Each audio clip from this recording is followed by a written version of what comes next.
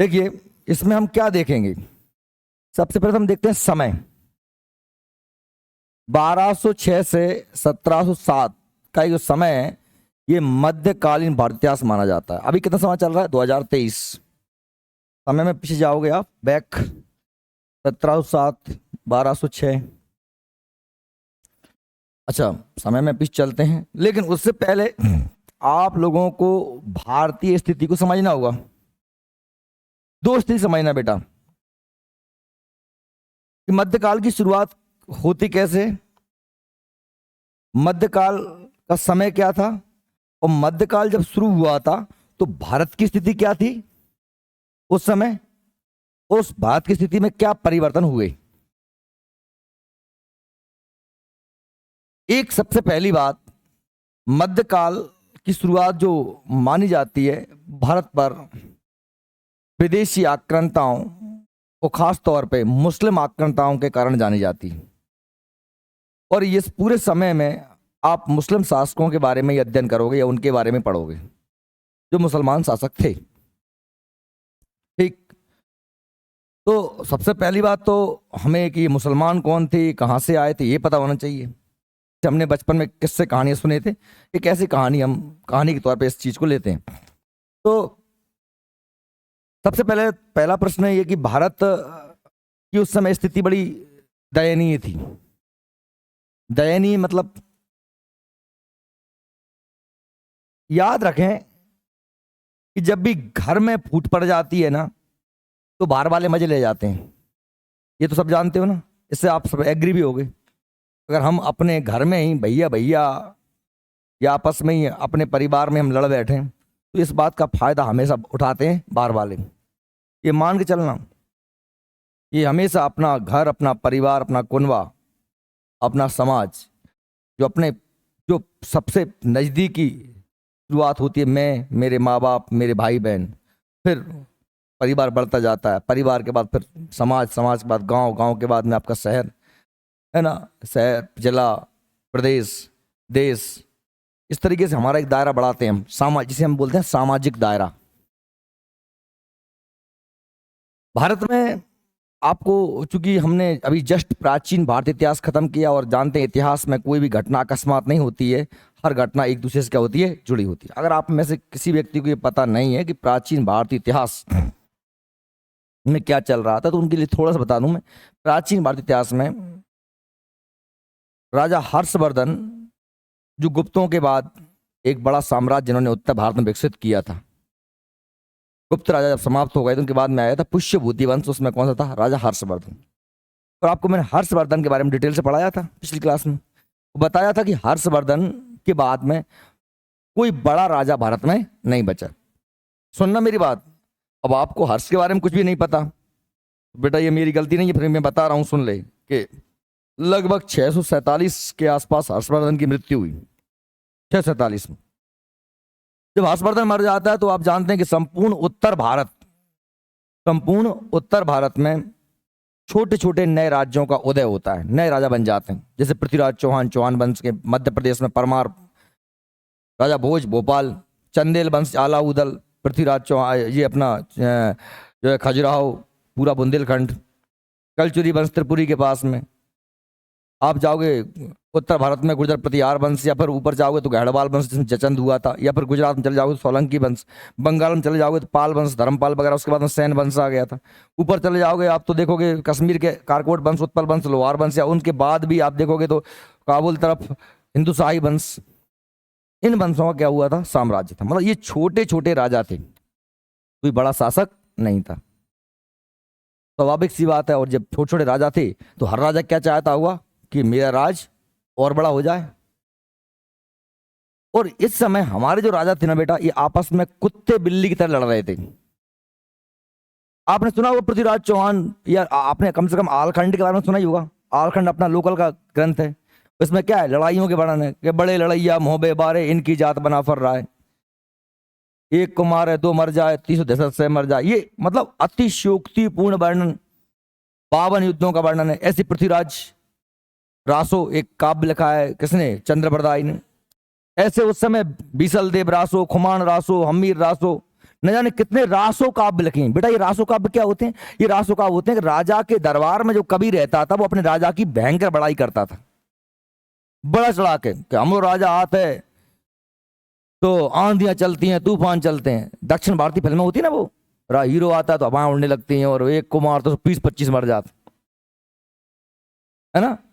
तो ऐसे, क्योंकि अब राजा के दरबार में रह रहे हैं, राजा के चारण हैं, भाट हैं, तो राजा की महिमा का वर्णन कर रहे हैं, दे रहे हैं लंबी लंबी, और राजा खुश हो रहा हो। राजा खुश हो गए, समझ लो कि राजा हुआ खुश। राजा ने दी अपने गले की माला, गले 5 गांव दे दे। राजा है वो तो कुछ भी कर सकते, राजा नहीं कहा है। अब इससे क्या हुआ कि सब आपस में लड़ रहे थे, यानी भारतीय राज्यों की स्थिति कैसी थी? कमजोर थी। चलिए एक स्थिति आपके दिमाग में क्लियर हो गई कि भारत की स्थिति कमजोर है। अब हम चलते हैं मुसलमान। बेटा अब आपको पहुंचना पड़ेगा सीधा अरब। अरब वन गल्फ कंट्रीज, सऊदी अरब। सऊदी अरब में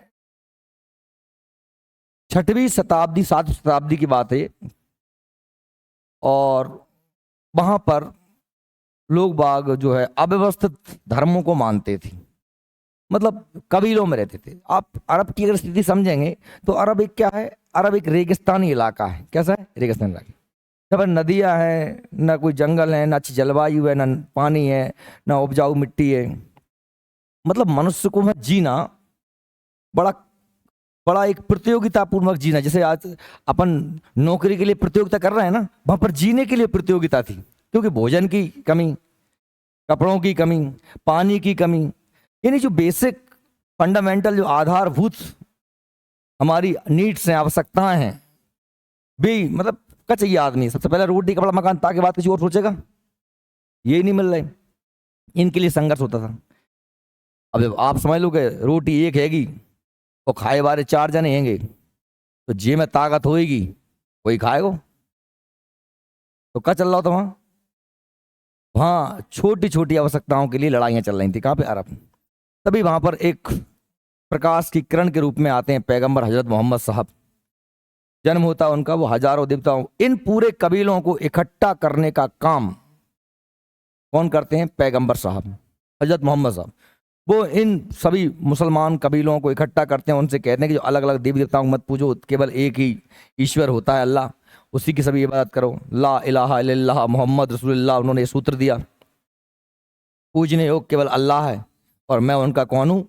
रसूल। रसूल माने उनका क्या हूँ? दूत, पैगंबर हूँ, मैसेंजर हूँ।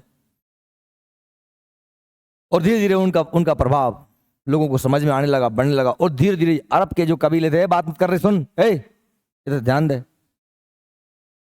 वे कबीले इकट्ठा होने लगे, एक हो गए, संगठित होने लगे। और आप भी जानते हो संगठन में शक्ति है।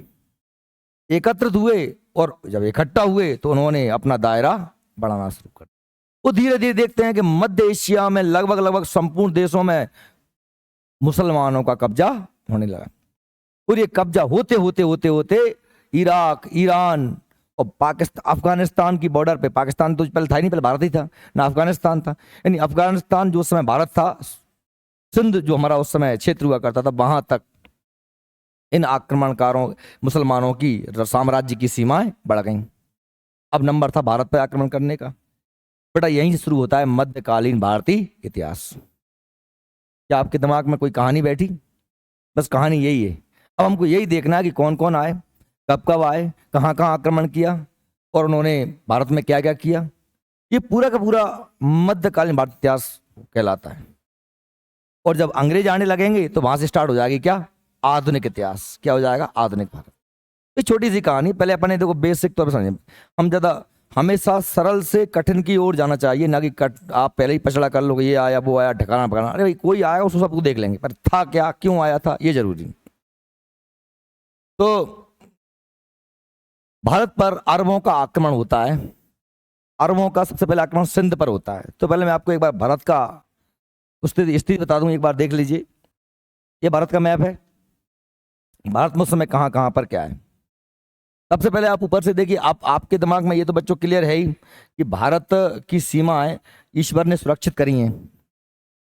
अगर हम अन्य देश तो चौतरफा से बेचारे जो हैं अपनी सुरक्षा करनी पड़ती है। हमारे लिए ईश्वर ने बहुत अच्छी जलवायु दी, बहुत अच्छा क्षेत्र दिया और बहुत अच्छे अच्छे ऋषि दिए जिन्होंने हमें बहुत आध्यात्मिक ज्ञान दिया। और वैसे भी आज मैंने कहा था गुरु पूर्णिमा है, तो हमें उन ऋषियों के प्रति कृतज्ञता जिन्होंने उपनिषद लिखे, जिन्होंने वेद लिखे, जिन्होंने वेदांग लिखे, जिनको आज हम भूल गए, केवल उनके नाम सुने। हम में से, आप में से किसी ने भी किसी वेद का, किसी उपनिषद का एक सूत्र नहीं पढ़ा होगा, ना सुना होगा।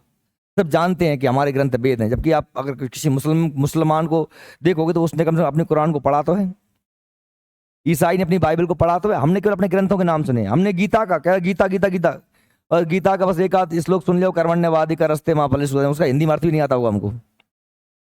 जबकि आपको पता है कृष्ण वंदे जगत गुरुम, कृष्ण को इस जगत संसार का गुरु कहा है। कृष्ण वंदे जगत गुरुम, इस जगत के गुरु कौन है? केवल कृष्ण है, क्योंकि उन्होंने गीता जैसा शाश्वत ग्रंथ दिया है, जो धर्म नहीं है, जो आपको पूजा पद्धति नहीं सिखाता, जो आपको जीवन जीने की कला सिखाता है। जीवन जीने की कला क्या है? जीवन। जब एक व्यक्ति गीता को पढ़ता है ना, तो वो हर व्यक्ति अपनी हर परिस्थिति में अपने आप को अर्जुन और स्वयं को कृष्ण समय, जो अपने आप को अर्जुन और कृष्ण उसके आंसर दे रहे होते हैं।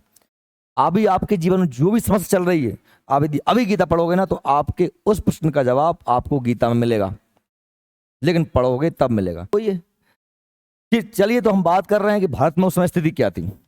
ये देखिए, आप 8वीं शताब्दी में भारत में मोहम्मद बिन कासिम के आक्रमण के समय की स्थिति बता रहा हूं मैं आपको। भारत में कंडीशन ये थी कि देखिए, मैंने कहा था कि भारत की सुरक्षा जो सीमा है वो बड़ी सुरक्षित रही है। यहाँ से यहाँ तक आपको पता हुआ हिमालय पर्वत है, तो आप टेंशन फ्री हो गए, इधर से कोई इधर वाला आक्रमण कर नहीं सकता। क्यों? कि उस समय कोई हवाई जहाज, एरोप्लेन, फाइटर प्लेन तो थे नहीं कि सब ऊपर से आ जाएं। भगवान ने कितना चीज सुरक्षा दी है। ये चाइना बारे अपने हर दिन खाते पहले ही, इधर से हम सुरक्षित हैं, ये पूर्वांचल की पहाड़ियां हैं, कोई पार नहीं कर पाएगा। और यहाँ से लेके यहाँ तक बेटा क्या है? समुद्र है। ये पूरा क्या है? ये अरब सागर है, ये हमारा अरब सागर है। और इधर हमारा क्या है? बंगाल की खाड़ी। ये क्या है? बंगाल की खाड़ी। अच्छा, अकेला एक ही रास्ता खुला था, वो ये एशिया से आ सकते थे लोग। किस रास्ते से? केवल इस रास्ते से। और हमेशा से प्राचीन काल से ही, चाहे तो आर्यों के समय या फिर आप शक, यवन, कुषाण, हूण देखें, जो प्राचीन काल में आक्रमण हुए हैं वो भी इधर से ही आए। तो ये मध्यकाल के अरब लोग भी इधर से ही आए। हम अपनी एक सीमा की रक्षा नहीं कर पाए। तो सबसे पहले ये अफगानिस्तान में काबुल है। काबुल में था बेटा कौन सा वंश? हिंदू शाही वंश। पढ़ाया था जयपाल, आनंदपाल, ये सब कहाँ के राजा थे? अभी पढ़ा गया हूँ, इन सभी वंशों के बारे में पढ़ाया हूँ मैंने। सिंध जो पाकिस्तान वाले क्षेत्र में पड़ता है, इसका यहाँ पर राजा कौन था? दाहिर, ब्राह्मण वंश का। कश्मीर में यहाँ पर कश्मीर के राजवंश थे, प्रतापादित्य यहाँ पर राजा थे। ये पूरा राजपूताना था। यहाँ पर प्रतिहार शासक, चौहान शासक, है ना, अलग अलग राजा थे यहाँ पर। आपको पता गुजरात में चालुक सोलंकी वंश था। चालुक सोलंकी वंश, विजयादित्य, भीम प्रथम, मूलराज प्रथम, भीम द्वितीय, आपने पढ़े थे भी इनके समय। कन्नौज में गैड़वाल वंश था। ठीक है। नेपाल में ये ठाकुरी वंश, अलग साम्राज्य चल रहा था। बंगाल में पाल वंश, बाद में सैन वंश आ गया था, है ना। ये मध्य प्रदेश में आप देखोगे यहाँ पर चंदेल वंश था। नीचे आ जाओगे तो परमार वंश था, यहाँ पर कलचुरी वंश था। दक्षिण भारत की बात है छोड़ दो, दक्षिण भारत में बहुत बाद में आप जानते हैं, पर हमने पढ़ाई है कि यहाँ पर पहले चालुक थे, पर राष्ट्रकूट आ गए थे, पर राष्ट्रकूट बेगी के आ गए, राष्ट्रकूट कल्याणी के आ गए, है ना।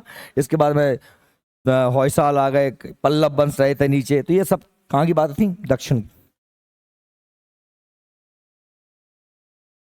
तो सबसे पहले हम ये उत्तर भारत की कंडीशन हो गई थी, किसके बाद में? हर्षवर्धन के बाद में। अब अरबों का भारत पे आक्रमण होगा, और कौन कौन कैसे कैसे आएंगे हम इस क्रम को देखेंगे। चलिए, तो हम बिल्कुल शुरू से चलते हैं। सबसे पहले अरबों का सिंध पर आक्रमण, सिंध पर विजय। और सिंध आप समझ गए कहां पर? सिंध, दिमाग में रख लेना, सिंध, ये सिंध है हमारा, सिंध। ठीक। लेकिन हम बात पहले शुरू से वहीं से करते हैं, इस्लाम से ही। तो देखो क्या लिखा है, ध्यान समझ पढ़ना, सुनना, समझना। 632 ईस्वी में हजरत मोहम्मद साहब की क्या हो जाती है? मृत्यु। 632 में हजरत साहब की क्या होती है? मृत्यु होती है, पैगंबर साहब की। और मात्र 8 वर्ष के भीतर मुसलमानों ने सीरिया और मिस्र पर अधिकार कर लिया। मुसलमानों ने जो नजदीकी क्षेत्र थे उनके सीरिया और मिस्र, उन पर क्या कर लिया? अधिकार कर लिया। मुसलमानों ने 713 में स्पेन कहां पहुंच गए? यूरोप पहुंच गए, यूरोप पहुंच गए, अधिकार हो गया। और 732 में भी फ्रांस के मध्य तक पहुंच गए। कहां तक पहुंच गए? फ्रांस के बीच तक पहुंच गए। फ्रांस की राजधानी पेरिस, इटली की राजधानी रोम, ये पूरा इलाका रोमन साम्राज्य था, यूरोप तक पहुंच गए मुसलमान। 642 तक मुसलमानों ने ईरान के क्षेत्र पर कब्जा कर लिया। अब ये किस तरफ आने लगे? भारत की तरफ आने लगे। ईरान कब्जा कर लिया कब तक? 642 तक।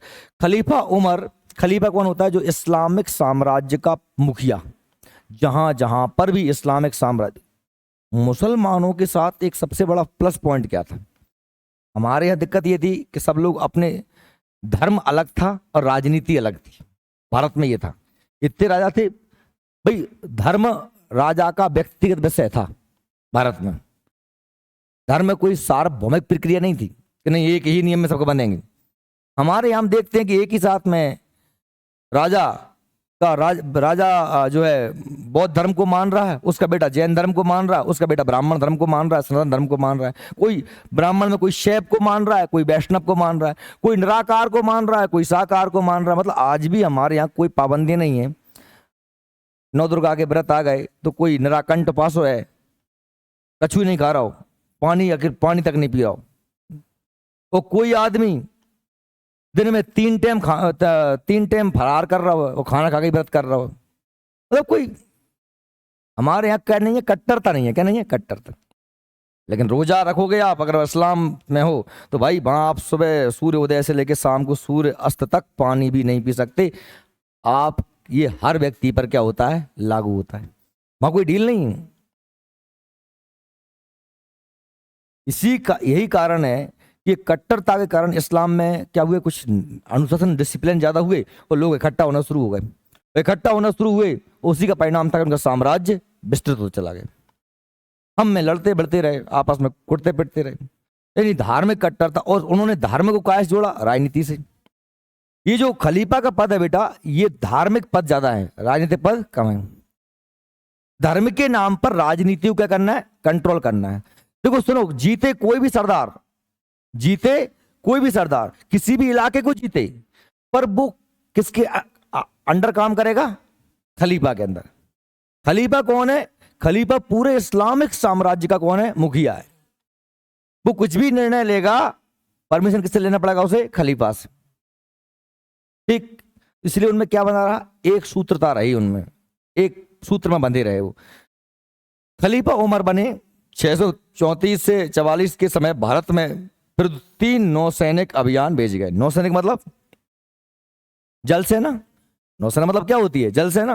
देखो बच्चों, आप समझिए कि ये जो इलाका है ना सिंध, अब यहाँ पे हमारा यहाँ पर समुद्र खत्म, ये यहाँ तक समुद्र लगा है। ये पूरा एक सिंध का ही एक क्षेत्र था, इसका नाम था देवल। क्या नाम था? देवल। ये बेटा बंदरगाह है। क्या है? बंदरगाह है। और आप समझ रहे हैं ईरान वीरान से इधर है, और यहाँ से किसी को आना है तो कैसे आएगा? पानी में, नौकाओं से ही आएगा। ये इससे नौसेना भेजी। क्या भेजी? नौसेना। अरबों ने भारत पर आक्रमण करने का प्रयास बहुत पहले शुरू कर दिया था, पर वो सफल नहीं हो पा रहे थे। आते थे, हमारे राजा बहादुर थे, कूट कूट पीट के भगा देते थे, पर ये लगातार वो हार नहीं मानी, वो करते रहे आक्रमण। देखिए, तो पहला अभियान कब भेजा था? खलीफा उमर ने 3 नौसैनिक अभियान, ये लगभग 634 से 44 के बीच में भेजे थे। ये आपकी जानकारी के लिए, ये पेपर की दृष्टि से महत्वपूर्ण नहीं है। जो पेपर की दृष्टि से महत्वपूर्ण होगा वो मैं आपको स्पष्ट बोलूंगा। लेकिन ये चूंकि अब मैं कहूं कि छोटा बड़ा सिखाऊं ना और पूरी सीधी हिंदी पढ़ा दूं तो संभव नहीं है। आपको पूरी कहानी भी दिमाग में बैठनी चाहिए, कहानी थी क्या। पहला अभियान 637 में थाना मुंबई के निकट के विरुद्ध हुआ। दूसरा बड़ौच गुजरात में विरुद्ध हुआ, और तीसरा देवल के विरुद्ध हुआ। और तीनों आप समझ गए, मुंबई भी समुद्र के तट पे, गुजरात भी समुद्र तट पे, और देवल भी समुद्र तट पे। ये तीनों आक्रमण हुए शुरू में अरबों के।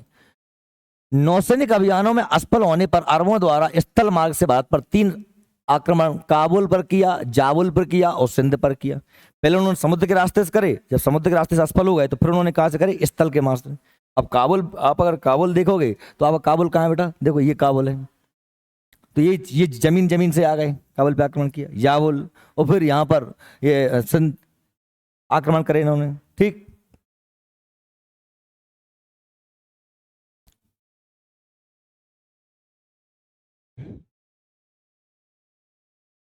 अल हज्जाज एक व्यक्ति था 695 में, इराक का सूबेदार बना। इराक जो क्षेत्र है उसका सूबेदार कौन बना, अल हज्जाज। उसके सेनापति अब्दुल्लाह ने काबुल पर अधिकार करने का प्रयास किया, लेकिन काबुल और जाबुल की सम्मिलित सेना उसने उसे क्या कर दिया, पराजित कर दिया, नहीं कर पाया। अब्दुल्ला की हार का बदला लेने के लिए अब्दुल रहमान के नेतृत्व में एक विशाल सेना 699 में जाबुल के लिए भेजी गई, जिसने सफलता प्राप्त की और जाबुल का कुछ अधिकार जीत लिया। यहां से देखिए सिंध पर पहला अरब आक्रमण नौसेना द्वारा 643 में हुआ था। यह जानकारी हमें कहां से मिलती है, चचनामा से। चचनामा क्या है, एक पुस्तक। चचनामा चचनामा चाचनामा चचनामा उसे चचनामा ही लिखा मिलता है के अनुसार, ये किताब का नाम है, चचनामा क्या है, एक पुस्तक है। अनुसार अरब सेना चाच गवर्नर के हाथों देवल के युद्ध में परास्त हुई, यानी देवल के युद्ध में अरब सेना हार गई। खलीफा अली के समय यानी 660 में एक सेना भारत विजय के लिए भेजी गई, जो बोलन के समीप कीकान तक पहुंच गई और कीकान में यह सेना पराजित हुई और सेनापति मारा गया। 660 के बाद 20 वर्षों के भीतर कम से कम 6 सैन्य अभियान सिंध के लिए भेजे गए, जो लगभग असफल रहे। इस दौरान अरब सेना केवल मकरान तट तक ही पहुंच पाई, या मकरान इलाका है जो काबुल के उस तरफ, उसको जीत पाई। 8 शताब्दी के प्रथम दशक में हज्जाज और खलीफा की स्वीकृति लेकर सिंध के विरुद्ध 2 सैन्य अभियान किए गए, पहला अब्दुल्ला के नेतृत्व में और दूसरा बुदैल के नेतृत्व में अभियान। ये दोनों भी क्या रहे, असफल रहे। ये बिल्कुल कहानी, मतलब आप इस पूरी कहानी को ऐसे लो, ये आपको याद नहीं करना कि मुसलमान भी भारत में अचानक नहीं घुस गए और उन्हें आते ही सफलता नहीं मिल गई। वो लगातार प्रयास कर रहे हैं, कभी नौसेना भेज रहे हैं, कभी जाबुल, काबुल, सिंध, कभी स्थल सेना भेज रहे हैं, वो भेज रहे हैं, लेकिन असफलता उनके हाथ लग रही है। अब आपके लिए जो महत्वपूर्ण टॉपिक आता है वो यहाँ से आता है, जहां से आपको प्रश्न बनता ही है, और ये प्रश्न यही बनेगा कि भारत पर पहली बार सफलतम आक्रमण करने वाला पहला अरब कौन था, तो वो था मोहम्मद बिन कासिम। ये आपको पेपर की दृष्टि से महत्व।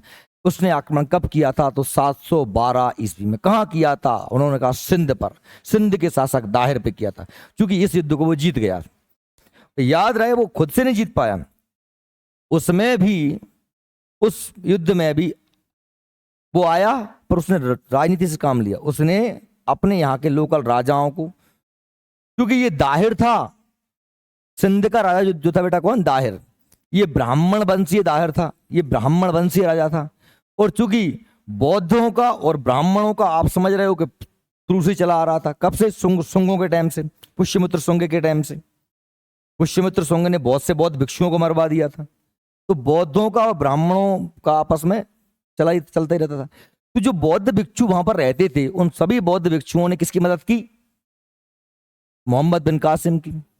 और आसपास के राजाओं ने भी किसकी मदद की, जो छोटे मोटे राजा थे, मोहम्मद बिन कासिम की। दाहिर ने बहुत बहादुरी पूर्वक युद्ध लड़ा, पर दाहिर युद्ध में हार गया और दाहिर मारा गया, और सिंध पर कब्जा हो गया किसका, मोहम्मद बिन कासिम। ये पहली एंट्री थी भारत में अरबों की, मुसलमानों की सफलतम, एक भारतीय राज्य पर क्या कर लिया गया था, कब्जा कर लिया गया था। समझ में आ रही मेरी बात? देखिए यही लगा। हज्जाज ने तीसरा सैन्य अभियान 712 में अपने भतीजे और दामाद मोहम्मद बिन कासिम के नेतृत्व में सिंध के विरुद्ध भेजा। हज्जाज जो वहां का सूबेदार था, हज्जाज ने तीसरा सैन्य अभियान 712 में अपने भतीजे और दामाद मोहम्मद बिन कासिम नेतृत्व में सिंध के विरुद्ध भेजा। दिख रहा है ना आप लोगों को, ये सब दिख रहा है ना? मोहम्मद कहां पहुंचा, देवल। अब देवल कहां है, सिंध में। देवल पहुंचा और उसने वहां लगभग 4000 मुसलमानों को स्थापित किया और एक मस्जिद बनाई देवल में। देवल से मोहम्मद बिन कासिम ने नारून, जो वर्तमान में पाकिस्तान में पड़ता है हैदराबाद। ये दक्षिण भारत का हैदराबाद नहीं सोच रहे हो तेलंगाना का, ये कहाँ का हैदराबाद है? पाकिस्तान में पड़ता है हैदराबाद, है ना। के लिए प्रस्थान किया। नारून, जो अभी वर्तमान में क्या नाम है उसका? हैदराबाद, पाकिस्तान में पड़ता है।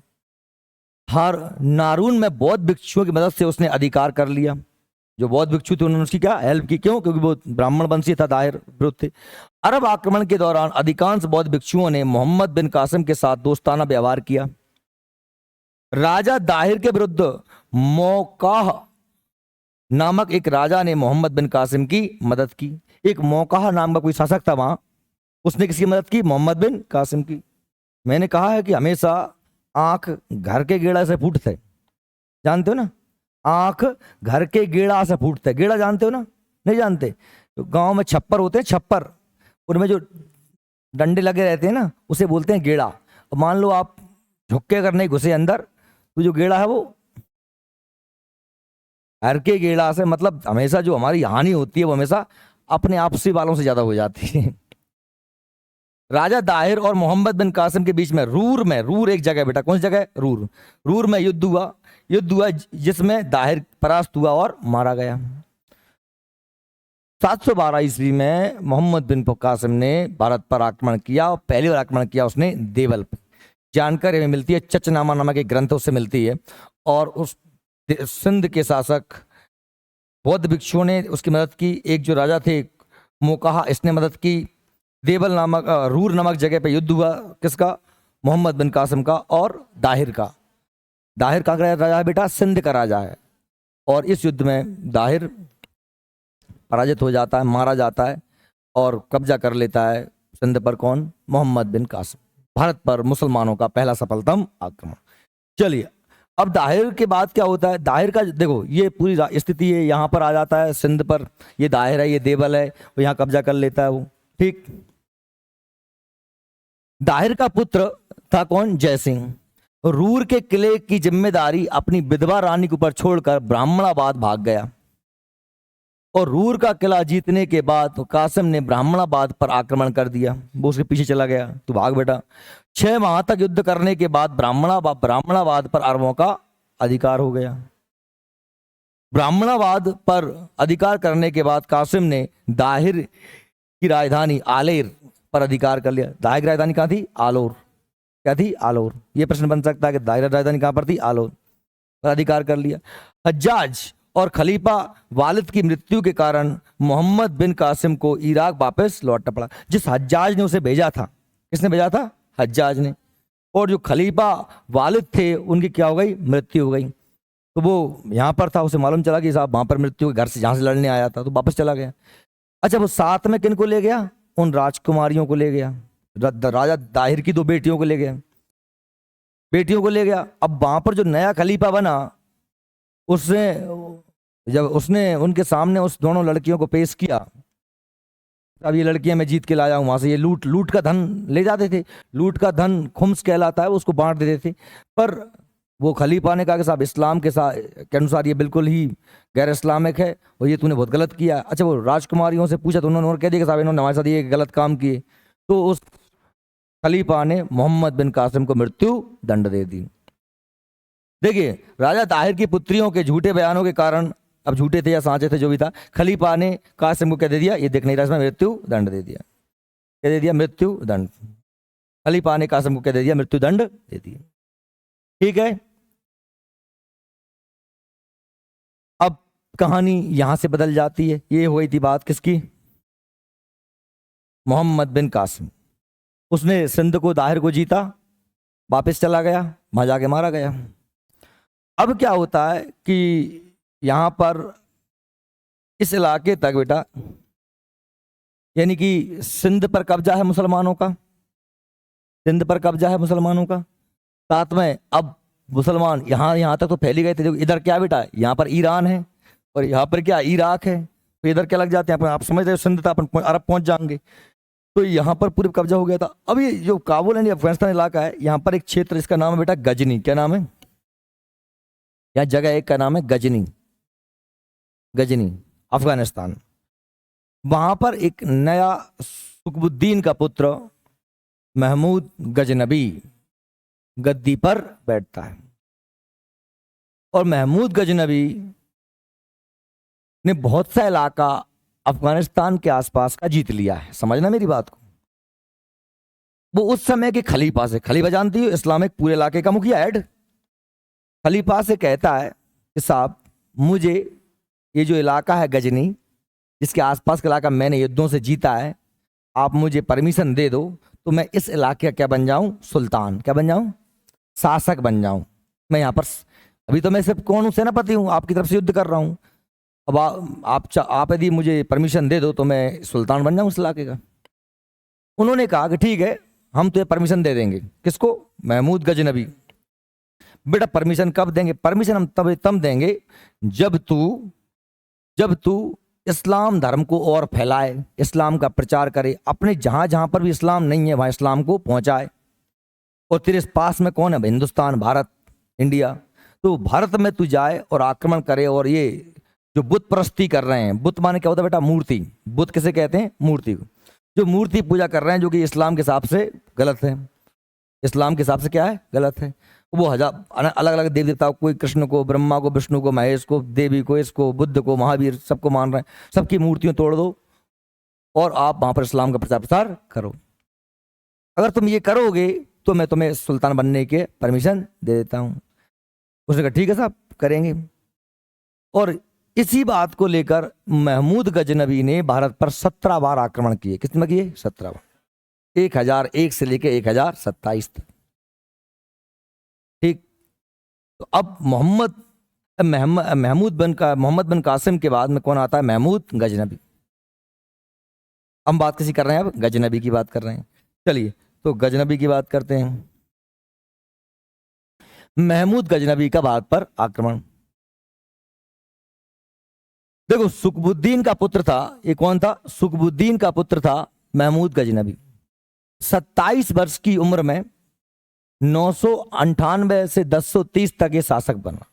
27 वर्ष की उम्र में गद्दी पर बैठ गया था और 1030 तक रहा शासक। ठीक है, शासक बना। वह सिस्तान के खलीफा को हराकर सुल्तान की उपाधि धारण करने वाला प्रथम मुस्लिम शासक था। इसमें सिस्तान खलीफा को हरा कर लिखा है, कहीं पर मिलता है खलीफा की परमिशन से ही उसने जो है सुल्तान का पद धारण किया था। पर इंपोर्टेंट ये होता कि पहला सिस्तान अरब का या उसका अफगानिस्तान का जो सुल्तान था वो कौन था? महमूद गजनबी। महमूद गजनबी ने भारत पर 1001 से 1026 ईस्वी तक 17 बार, 26 नहीं 27 तक कितनी बार आक्रमण करे थे? 17 बार आक्रमण करे। एक बात और बता दूं मैं आपको, हमारे इतिहास को बहुत ही गलत तरीके से लिखा गया है, हमारे शासकों को बहुत ही कम तरह आंका गया है। हम मान लिया कि आपसी फूट थी। ये लोग, इनको तो महमूद गजनबी, मोहम्मद बिन कासिम, ये लोग पता कौन थे? ये लुटेरे थे। ये लुटेरे थे। इनको रहना खाना पीना नहीं आता था। इनको खाने के, बैठने के, रहन सहन के तरीके पता नहीं थे। बर्बर लोग थे। तो हमारे लोग बहुत सभ्य थे। पर हमें कुछ अव्यवस्थाएं आ गई थी, जैसे कि जातिवाद। एक ही वर्ग केवल लड़ा। आप सोचो कितने से लोग लेके आया होगा ये? 3000 4000। यहां कितने लोग ले रहे थे? करोड़ों। पर वो जितने भी थे वो पूरे एक थे, एक साथ लड़ रहे थे। हम में क्या था? हम में ये था कि लड़ने का काम किसका है? क्षत्रियों का है। वो राजा हैं, 4-5 एक मुट्ठी भर लोग लड़ेंगे और बाकी सब भले मजबूत हैं, उन्हें कहीं तुम शूद्र, तुम सेवा करोगे, तुम पानी भरोगे, तुम जूता बनाओगे, तुम गंदगी साफ करोगे, ये करोगे। उनने कहा ठीक है साहब, हम कर रहे हैं। वे देखते रहे, वे कुटते रहे। अगर हम सब लड़ते तो क्या हम पर कोई अधिकार कर पाता कभी? सोच जरा, एक मानवता के नाते आओ। हम जाति में बट जाते हैं और फिर ये फैलारा कर देते हैं। जो भी हुआ है हमारे धर्म का, हमारे देश का घंटा ढार हुआ, वो काय की वजह से हुआ। उसको सबसे बड़ा कारण मैं मानता हूं जातिवाद। ये वर्ण व्यवस्था ये ना होती तो होती भी तो कम से कम इसका स्वरूप ऐसा ना होता। हम भले ही कितना कहते हैं कि अरे आज वो ठीक, ये वो ठीक है, वो चलता है, मान रहे हैं, लेकिन आज भी कहीं ना कहीं देश में समानता नहीं आ पाई है। लोग बेचारे गांव में आज भी बहुत बेकार जीवन जीने को मजबूर हैं। हाँ, वो अपने, ऐसी बात नहीं कि उनमें केवल असमानता, उनमें अपने कर्मों के कारण भी है। एक आदमी हम माली मजदूरी कर रहा है, वो दिन भर काम करता है, वो संजा के 500 कमा के लेके आता, 400 के पी जाते हैं। कुछ बाकी कर्म भी बुरे हैं। मतलब ये नहीं कि अपन एक तरफ ही बोल रहे हैं। और वो काय की वजह से है? शिक्षा की वजह से। काय की वजह से? अगर आदमी को शिक्षित कर दिया जाए तो हो सकता है वो सुधर जाए, उसे दिखें अपने बीवी बच्चे दिखें, अपना देश दिखे, अपनी संपत्ति दिखे, ये होते हैं। तो भाई क्या महमूद गजनबी ने भारत पर 1001 से, कब तक 1001 से 1027 के बीच में 17 बार आक्रमण किए। उसके इन आक्रमणों का उल्लेख हेनरी इलियट ने किया। किसने किया है? एक इतिहासकार है, कौन? हेनरी इलियट ने किया है। महमूद गजनबी ने भारत पर पहला आक्रमण बहिंद का युद्ध कहते हैं, क्या कहते हैं इसे? बहिंद का युद्ध 1001 में किया था। किसके खिलाफ किया था? हिंदू शाही शासक राजा जयपाल के विरुद्ध। अब आपको पता बेटा हिंदू शाही राजा कहाँ है? देखो ये है काबुल में हिंदू शाही शासक, ये गजनी ऊपर था, यहाँ पर आक्रमण। कौन था राजा? जयपाल। इस युद्ध का नाम क्या था? वह हिंद का युद्ध। क्या है? वह हिंद का युद्ध। आ रही बात से रहेगा जीनियस कोचिंग क्लासेस का, जिसमें आपका कांस्टेबल का कोर्स और आपको फ्री ऑफ मटेरियल बहुत सारा मिलेगा, जो मैं आपको सूचना पहले से दे रहा था मैं। तो आप अभी उसमें मैंने कंटेंट डाला नहीं है क्योंकि तो अभी आया है, उसमें एक आध वीडियो का डाल के देखा वो टेस्ट करके। अभी दोपहर में उसका डाल दूँ। आप सभी लोग अपना मोबाइल निकालो और ऐप डाउनलोड कर लो, यहीं अभी सर्च करना क्या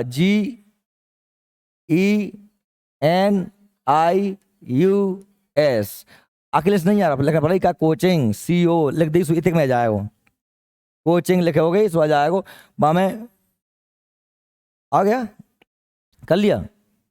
सभी लोग कर लेना उसको। अब उसमें जितने भी आपके टेस्ट होंगे, चाहे तो इतिहास के टेस्ट हों, कौशल टेस्ट हों, है ना, और सारे टेस्ट होंगे वो अब ऑनलाइन होंगे। सारे टेस्ट के सुन लो, इधर बात है, आ गया उसको इंस्टॉल कर लो, इंस्टॉल कर लेना उसे।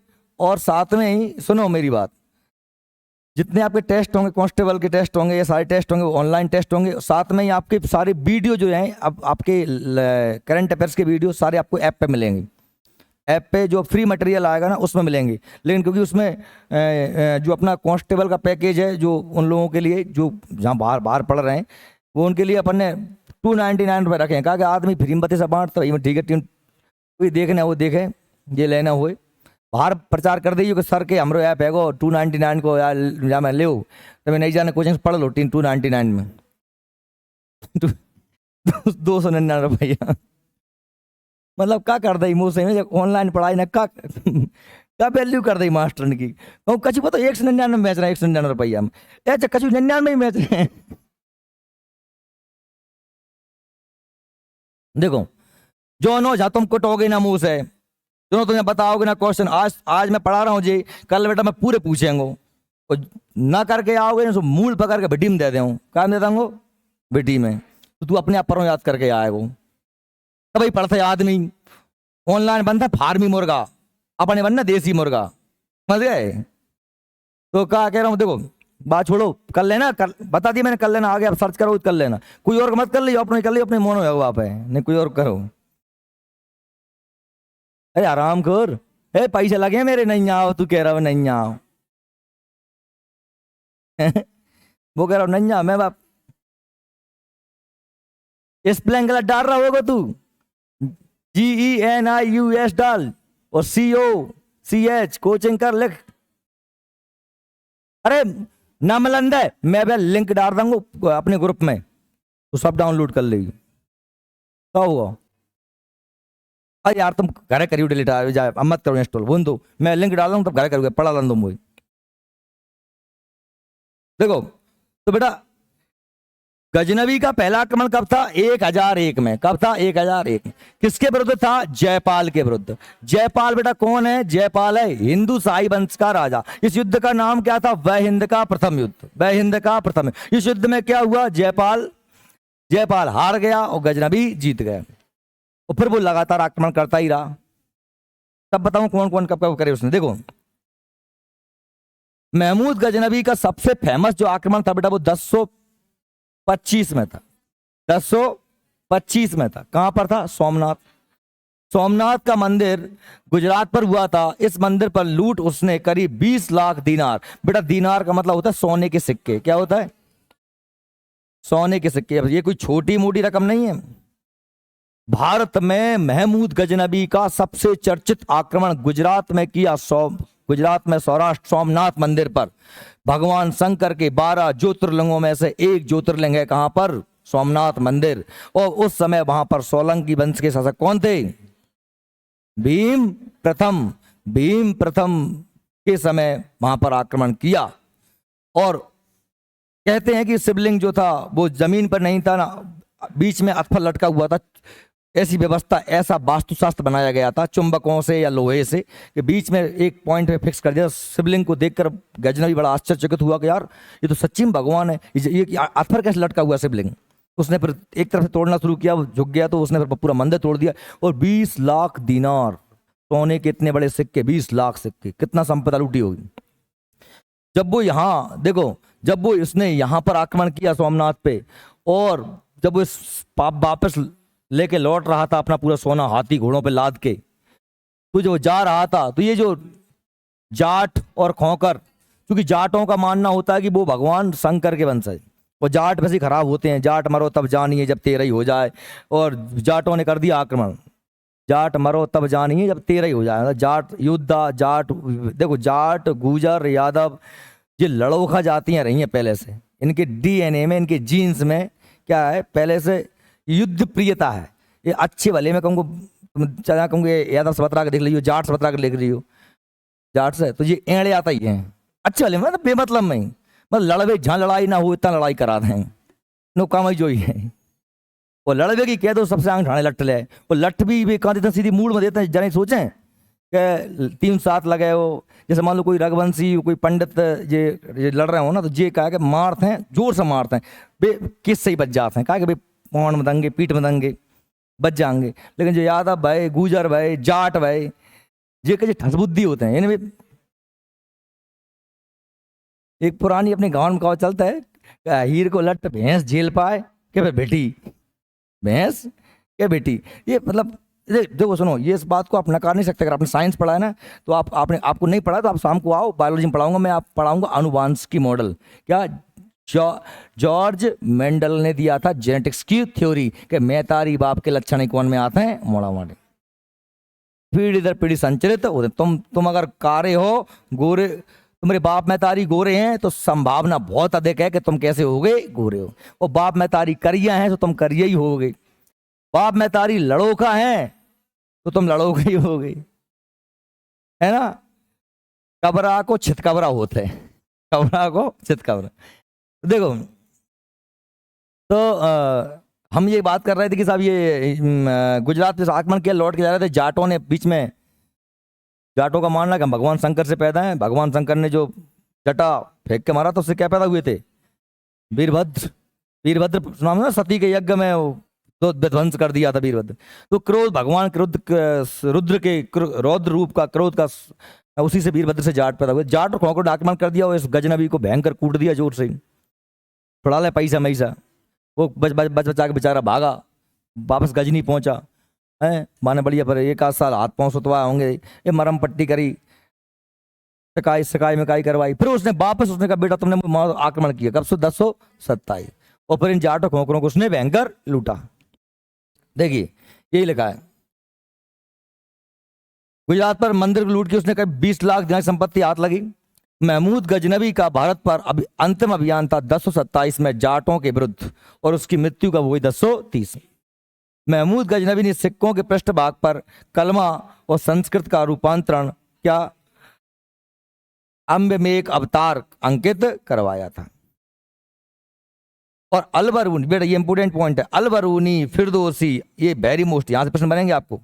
अलबरूनी, फिरदौसी, उत्बी, फारूकी, ये कौन थे? महमूद गजनबी के दरबार में रहने वाले विद्वान व्यक्ति थे।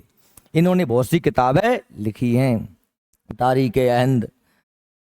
ये आप पुस्तक किसकी हैं? ये अलबरूनी, फिरदौसी, उत्बी, फारूकी, ये कौन है? महमूद गजनबी के ही दरबारी थे। वेरी मोस्ट, ये वहां से प्रश्न बनते हैं।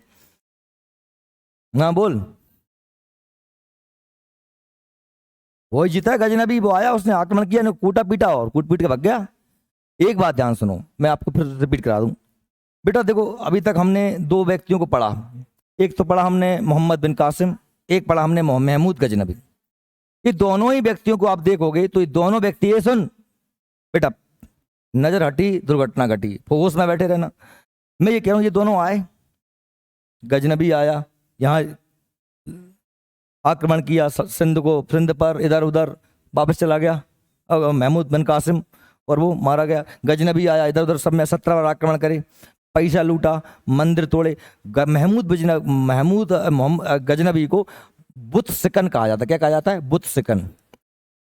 बुत सिकन, बुत सिकन का बेटा अर्थ मतलब होता है मूर्ति भंजक। क्या होता है? मूर्ति भंजक। भंजक माना तोड़ने वाला, मूर्तियों को तोड़ने वाला। इसने लगभग लगभग बहुत सारे मंदिरों को तोड़ दिया था। किसने? महमूद बिन गजनबी। सोमनाथ जैसे विशाल मंदिर को तोड़ा, सब में आक्रमण कर रही थी। तो ये लोग, ये दोनों की बात करें, मैं अपना मोहम्मद बिन कासिम और महमूद गजनबी, ये दोनों का मैं बहुत इंपोर्टेंट पॉइंट बोल रहा हूँ। ये दोनों का उद्देश्य भारत पर साम्राज्य करना नहीं था। ये दोनों का उद्देश्य था यहां से लूटपाट करना एक उद्देश्य, और दूसरा था इस्लाम का प्रचार करना। समझ रहे मेरी बात? इस्लाम को फैलाना और लूट करके उस लूट से, उस पैसे से मध्य एशिया में उनके घर पे एक विशाल साम्राज्य की, मजबूत साम्राज्य की स्थापना करना। इनका उद्देश्य भारत में साम्राज्य स्थापना करना नहीं था। इनका उद्देश्य था यहां से धन लूट के ले जाएं और उस पैसे को कहां लगाएं? मध्य एशिया में, अपने घर लगाएं। इसके विपरीत अगर अब आगे गौरी पढ़ेंगे तो वो इस उद्देश्य से नहीं आता, वो तो यहां पर राज्य करने ही आया था। चलिए, तो पहले हम और इसकी इनकी और बात कर लेते हैं। देखिए, महमूद गजनबी के बाद पे 17 बार आक्रमण किए। उन आक्रमणों की यहां पर थोड़ी सी डिटेल दी हुई है आपको समझने के लिए। दिख रहा है क्या? जब अभी पीडीएफ मिल जाएगी तो बातचीत दिख जाएगी। बस 1 मिनट खत्म हुआ, मार टेंशन मत लो। सबसे पहले उसका आक्रमण हुआ था 1001 में, हुआ था पंजाब के ये पेश अपना हिंदू शाही राजा जयपाल के विरुद्ध हुआ था। तो चूंकि ये पहला छोड़ देना, 1001 से ही हुआ था पहला आक्रमण। फिर 1005 में भटिंडा में हुआ विजयपाल पे, 1006 में मुल्तान दाऊद हुआ था। ये दूसरा 1008 से 9 के बीच में हुआ था ये बेहिंद। ये बेहिंद का सेकंड युद्ध है और ये बेहिंद का फर्स्ट युद्ध था। ठीक है, सुखपाल के विरुद्ध हुआ था। फिर इसके बाद में क्या 9, 10 थाने वाली सब फालतू की बातें हैं। लास्ट में के लिए 1025 में हुआ था सोमनाथ मंदिर पे आक्रमण, और यहाँ पर जो थे सोलंकी वंश के राजा थे। और 1027 में हुआ था जाटों के विरुद्ध हुआ था आगरा भेरा दुर्ग पर। कहाँ हुआ था? आगरा के पास में भेरा का दुर्ग। कौन सा दुर्ग? भेरा का दुर्ग पर आक्रमण किया था उसने। ये सब वैसी जानकारी दे दी आपको, ये ना तो याद करना, क्योंकि क्या कुछ होते ना, जैसे उस दिन कह रही थी नैन्सी, सर ये 27वां आखिरी था क्या? ये पहला ही था क्या? अब मैंने बचक्कर मैंने कही कुछ होता है 27 कहाँ की बताओ, ये देख लो 27 चीजें आएंगी, पर पढ़ना मन नहीं है, वैसे ही जानकारी के लिए डाल दी मैंने। ठीक है, देखिए ये हम बात कर रहे हैं थोड़ी सी उसके बारे में, जो महमूद गजनबी के साथ में कौन आया था? अल-बरूनी। ये इंपोर्टेंट, इससे प्रश्न बनेगा। अल-बरूनी कौन के साथ आया था? महमूद गजनबी के साथ में। महमूद गजनबी के दरबार में शोभित विद्वान था। उसके भारत आक्रमण के समय भारत उसके साथ आया था। जब वो भारत में आक्रमण करने के लिए आया तो उसके संगे संगे आओ। तो अल-बरूनी का पूरा नाम अबू रेहान मोहम्मद बिन अहमद अल-बदरूनी था। पढ़ ले हुए अबू रेहान मोहम्मद बिन अहमद अल-बरूनी था। अल-बरूनी का जन्म हुआ था 1973 में, वो ख्वारिज में हुआ था। ख्वारिज वर्तमान में कहाँ पड़ता है बेटा? उज्बेकिस्तान में पड़ता है। यह एक फारसी विद्वान था। कौन सी भाषा को जानता था? फारसी को।